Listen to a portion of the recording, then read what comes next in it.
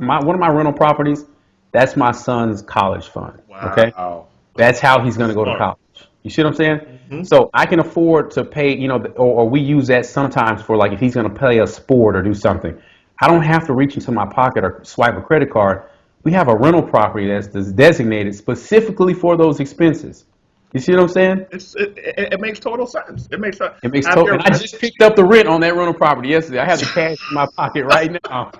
I will show you the cash. break it out. Break it And this out. is something I do. And the reason I do it is because it's not to brag, it's not to be flashy. Not at all. It's to show people these are hundreds now. I'm not sitting up here pretending, and I'm not going to go make it rain at the club.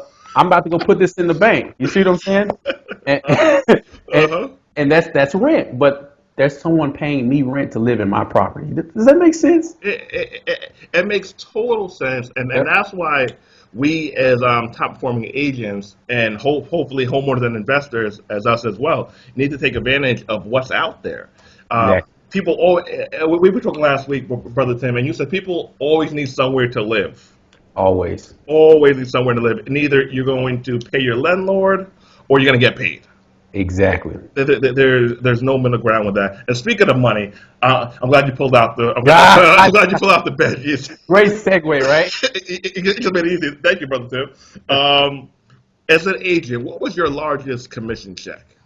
As an agent, my largest commission check gross Gross. was about 14.5. Nice, Okay. nice, nice. Now, of course, I was an agent, so I Mm. had to split that.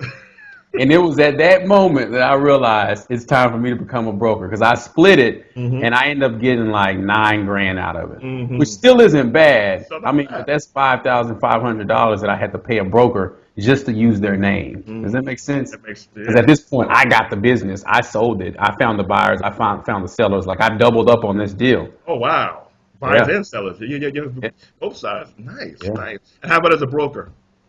As a broker, my largest one so far has been about 12 grand. Nice. I have one that should be coming up that'll probably be a little bit bigger than that, but it's been about 12 grand. And what I tell people, when you're in real estate, and I'm sure you've probably experienced this at some point, you'll have a month or two where you make 15 grand, Yeah, right? totally. And then you'll go 3 months and won't have anything. Zero. I mean, zero.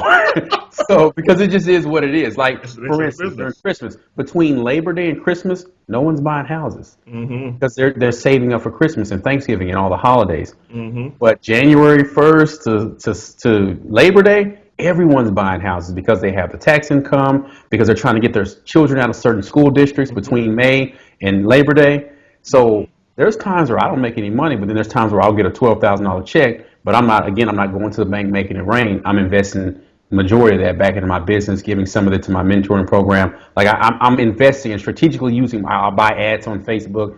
Like Hmm. it's all about using that money to benefit me and my business, not to go out there and say, "Hey, look what I did! I made all this money." But when it's really not a lot of money, because if that's all I sell for the year, technically I'm broke and poor because I only That's make 12 grand. that's true. That's you have to invest the money, the profits wisely.